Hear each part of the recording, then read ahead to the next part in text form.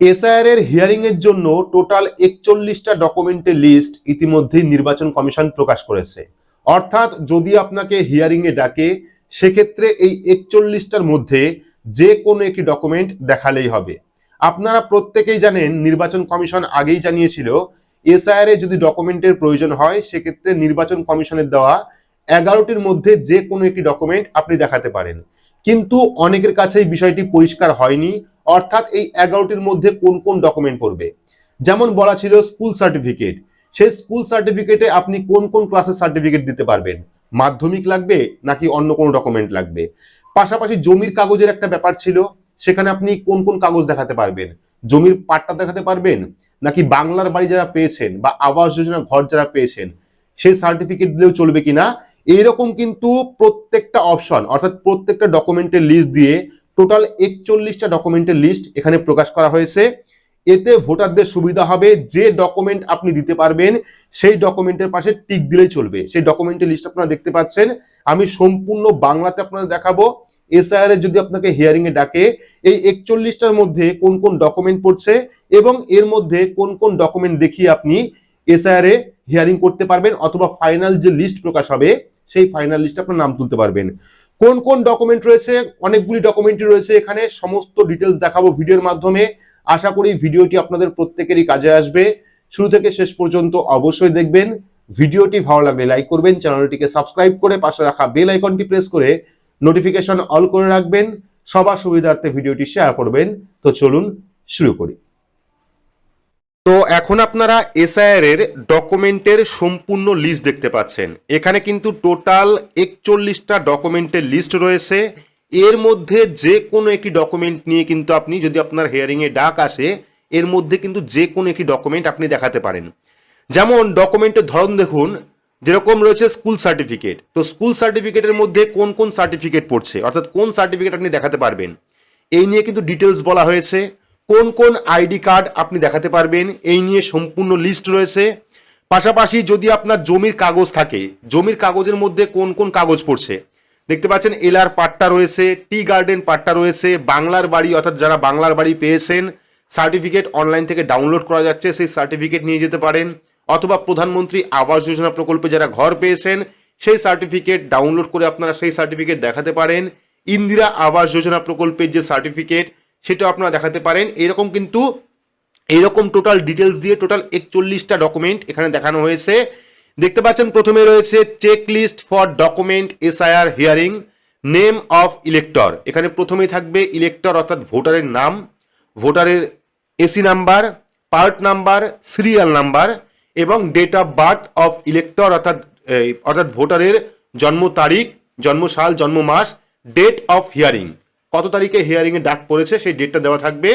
এবং এখান থেকে যে ডকুমেন্ট আপনি দিতে পারবেন সেক্ষেত্রে কিন্তু এই চেকবক্স দেওয়া রয়েছে, তার পাশে টিক করে দেবে। অর্থাৎ যদি আপনি ধরুন আপনি পাসপোর্ট দেবেন সেক্ষেত্রে পাসপোর্টের পাশে কিন্তু টিক করে দেবে। যদি আপনি বার্থ সার্টিফিকেট দেন সেক্ষেত্রে বার্থ সার্টিফিকেটের পাশে টিক করে দেবে। দেখতে পাচ্ছেন category of document, document details, self, father, mother, ঠিক আছে, অর্থাৎ নিজের, বাবার অথবা মায়ের।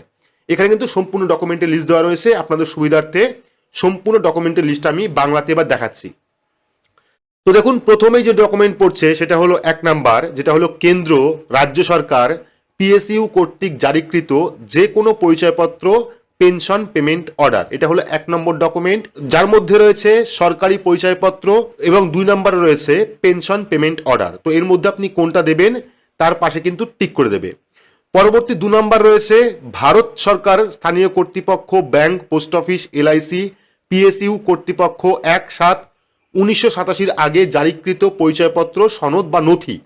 তো এর মধ্যে কোন কোন ডকুমেন্ট পড়ছে, প্রথমে রয়েছে স্থানীয় সংস্থার ট্রেড লাইসেন্স, এলআইসি পলিসি নথি, ডাক জীবন বীমা অর্থাৎ পিএলআই, পোস্ট অফিস পাসবুক, তারপরে রয়েছে জাতীয় সঞ্চয়পত্র, ব্যাংক পাসবুক, ব্যাংক ঋণের নথি এবং অন্যান্য ডকুমেন্ট। এর মধ্যে যে ডকুমেন্ট আপনি দিতে পারবেন তার পাশে কিন্তু টিক করে দেবে।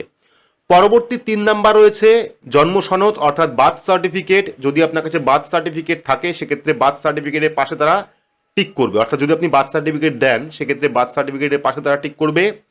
পরবর্তী রয়েছে পাসপোর্ট, যদি আপনি পাসপোর্ট দেন সেক্ষেত্রে পাসপোর্টের পাশে টিক করবে। 5 নাম্বার রয়েছে, যেটা প্রত্যেকেই জানতে চাইছিলেন, মাধ্যমিক শিক্ষাগত সনদ অর্থাৎ স্কুল সার্টিফিকেট।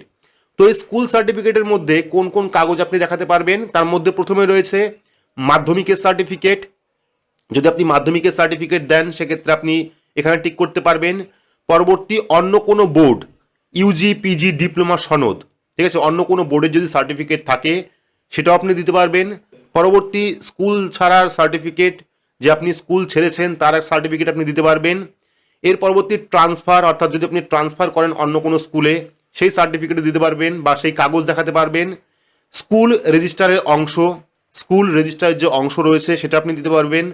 স্কুলের মার্কশিট যে কোনো শ্রেণী, তো এটা কিন্তু আশা করি প্রত্যেকের কাছেই রয়েছে স্কুলের মার্কশিট, যে কোনো শ্রেণীর অর্থাৎ যে কোনো ক্লাসের কিন্তু আপনি মার্কশিট ডকুমেন্ট হিসাবে দেখাতে পারবেন বা দিতে পারবেন। পরবর্তী অন্যান্য, তো এর মধ্যে যে কোনো একটি ডকুমেন্ট দিলেই কিন্তু হবে। 6 নাম্বার রয়েছে উপযুক্ত রাজ্য কর্তৃপক্ষ কর্তৃক জারিকৃত স্থায়ী বসবাসের শংসাপত্র বা সার্টিফিকেট। এর মধ্যে রয়েছে স্থায়ী বসবাসের সনদ। আমাদের রাজ্যে অর্থাৎ পশ্চিমবঙ্গে স্থায়ী বসবাসের সনদ জারি হয় না, এখানে সাধারণত সাধারণ বাসিন্দার সার্টিফিকেট জারি করা হয়, সেক্ষেত্রে এই সার্টিফিকেট থাকলে পরে আপনি সেটাও দেখাতে পারবেন। পরবর্তী 7 নাম্বার রয়েছে ফরেস্ট রাইট সার্টিফিকেট অর্থাৎ ফরেস্টের পাট্টা এর মধ্যে পড়ছে। যদি আপনার কাছে ফরেস্টের পাট্টা থাকে সেক্ষেত্রে আপনি সেটাও দিতে পারবেন। 8 নাম্বার রয়েছে উপযুক্ত কর্তৃপক্ষ কর্তৃক জারিকৃত ওবিসি এসসি বা এসটি সার্টিফিকেট বা অন্য কোনো জাতি শংসাপত্র। তো এর মধ্যে জাতি এবং উপজাতি যে শংসাপত্র অর্থাৎ সার্টিফিকেট, কাস্ট সার্টিফিকেট সেটাও কিন্তু পড়ছে। তো এর মধ্যেও কিন্তু যে কোনো একটি সার্টিফিকেট আপনি দেখাতে পারেন যে সার্টিফিকেট আপনার রয়েছে। এর পরবর্তী 9 নাম্বার রয়েছে ন্যাশনাল রেজিস্টার অফ সিটিজেন, ঠিক আছে, যেখানে প্রযোজ্য অর্থাৎ এনআরসি সার্টিফিকেট। যদি আপনার কাছে এনআরসি সার্টিফিকেট থাকে সেক্ষেত্রে কিন্তু আপনি এনআরসি সার্টিফিকেট দেখিয়েও এসআইআর এ আবেদন করতে পারেন অর্থাৎ ডকুমেন্ট হিসেবে দেখাতে পারেন। এরপরে 10 নাম্বার রয়েছে রাজ্য স্থানীয় কর্তৃপক্ষ কর্তৃক প্রস্তুত পারিবারিক রেজিস্টার অর্থাৎ ফ্যামিলি রেজিস্টার। এর মধ্যে পড়ছে আইসিডিএস পারিবারিক রেজিস্টার। পরবর্তী গ্রামীণ হাউস হোল্ড সার্ভে 2005-এর রেজিস্টার। জনগণনা এসিসিসি 2011-তে হয়েছিল, তার সার্টিফিকেট আপনি দেখাতে পারেন বা সেই কাগজ দেখাতে পারেন আপনি। এবং অন্যান্য কোনো ডকুমেন্ট যদি থাকে সেক্ষেত্রে অন্য কোনো ডকুমেন্টও আপনি দেখাতে পারেন। পরবর্তী 11 নাম্বার রয়েছে সরকার কর্তৃক জারিকৃত যে কোনো জমি অথবা বাড়ি বরাদ্দ সংক্রান্ত সনদ। এবার এখানে কিন্তু অনেকে প্রশ্ন করছিলেন যে জমির কাগজ ছাড়াও আমরা কি কি দিতে পারবো, অর্থাৎ কোন কোন কাগজ গ্রহণ করা হবে। তো এখানে কিন্তু অনেকগুলি ডকুমেন্ট রয়েছে, যে ডকুমেন্ট আশা করি আপনাদের অনেকের কাছেই রয়েছে। তার মধ্যে প্রথমে হলো জমির পাট্টা। যদি আপনার কাছে জমির পাট্টা থাকে সেক্ষেত্রে জমির পাট্টা আপনি দিতে পারেন। Free hold title did. পরবর্তী টি গার্ডেন পাট্টা অর্থাৎ যে চা বাগান তার পাট্টা দিতে পারেন আপনি। ইন্দিরা আবাস যোজনা, যদি আপনি ইন্দিরা আবাস যোজনা প্রকল্পে ঘর পেয়ে থাকেন সেই সার্টিফিকেট বর্তমানে অনলাইন থেকে ডাউনলোড করা যাচ্ছে। যদি আপনার কাছে ইন্দিরা আবাস যোজনা সার্টিফিকেট থাকে সেই সার্টিফিকেটও আপনি দিতে পারেন। পরবর্তী প্রধানমন্ত্রী আবাস যোজনা অর্থাৎ প্রধানমন্ত্রী আবাস যোজনা গ্রামীণ হোক বা আরবান হোক অর্থাৎ শহরে বা গ্রামীণ, যদি আপনি বাড়ি পেয়ে থাকেন প্রধানমন্ত্রী আবাস যোজনা প্রকল্পে সেই সার্টিফিকেট আপনারা অনলাইন থেকে ডাউনলোড করতে পারবেন, সেই সার্টিফিকেট কিন্তু আপনি দেখাতে পারবেন। পরবর্তী বাংলার বাড়ি অর্থাৎ বাংলার বাড়ি প্রকল্পে রিসেন্টলি যারা ঘর পেয়েছেন বা পাবেন সেটাও কিন্তু আপনি দেখাতে পারেন। বাংলার বাড়ির যে সার্টিফিকেট সেটাও অনলাইন থেকে ডাউনলোড করা যাচ্ছে, আপনার ডাউনলোড করে কিন্তু সেই সার্টিফিকেটও এসআইআর হিয়ারিংয়ে দেখাতে পারবেন। গীতাঞ্জলি আবাস যে প্রকল্প রয়েছে রাজ্য সরকারের সেই সার্টিফিকেট আপনি দিতে পারবেন। চা সুন্দরী সার্টিফিকেট দিতে পারবেন। নিজশ্রী প্রকল্পের সার্টিফিকেট রয়েছে, আশ্রয় প্রকল্পের সার্টিফিকেট রয়েছে, দুস্থ সংখ্যালঘু মহিলাদের জন্য আবাসন যে প্রকল্প রয়েছে তার সার্টিফিকেট আপনি দিতে পারবেন, এবং অন্যান্য যদি কোনো সার্টিফিকেট থাকে সেই সার্টিফিকেট কিন্তু আপনি দিতে পারবেন।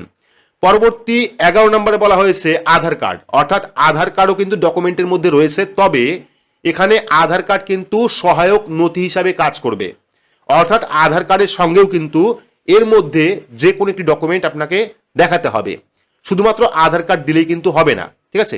এবার 12 নম্বর রয়েছে ভোটার তালিকার অংশবিশেষ। তো ভোটার তালিকার অংশবিশেষের মধ্যে পড়ছে 1/7/2025 তারিখে প্রেক্ষিতে বিহার এসআইআর এর ভোটার তালিকার অংশবিশেষ পরীক্ষিত ও যাচাইকৃত, অর্থাৎ এই লিস্টে ভোটার লিস্টে কিন্তু আপনি দিতে পারবেন। তো এখানে টোটাল 41টা ডকুমেন্ট রয়েছে, এর মধ্যে যে কোনো একটি ডকুমেন্ট যেটা আপনার কাছে রয়েছে সেই ডকুমেন্ট নিয়ে গেলেই কিন্তু আপনি হিয়ারিং এ দেখাতে পারবেন, অর্থাৎ ডকুমেন্ট হিসাবে আপনি এই 41টার মধ্যে যে কোনো ডকুমেন্ট দেখাতে পারবেন। তো এই ছিল এসআইআর হিয়ারিং এর টোটাল যে ডকুমেন্টের লিস্ট, সেই ডকুমেন্টের লিস্ট ইতিমধ্যেই প্রকাশ করা হয়েছে, আপনাদের টোটালটা দেখালাম। যদি এই নিয়েও কোনো সমস্যা থাকে বা কোনো ডকুমেন্ট না বুঝতে পারেন, অবশ্যই আপনারা কমেন্ট বক্সে কমেন্ট করবেন। পরবর্তী সময় এসআইআর নিয়ে আর কোন কোন আপডেট আসে জানতে হলে অবশ্যই চ্যানেলটিকে সাবস্ক্রাইব করে রাখবেন এবং পাশে রাখা বেল আইকনটি প্রেস করে নোটিফিকেশন অল করে রাখবেন এই রকম গুরুত্বপূর্ণ আপডেট সবার আগে পেতে। তো আজকের মতো এইটুকুই, ধন্যবাদ।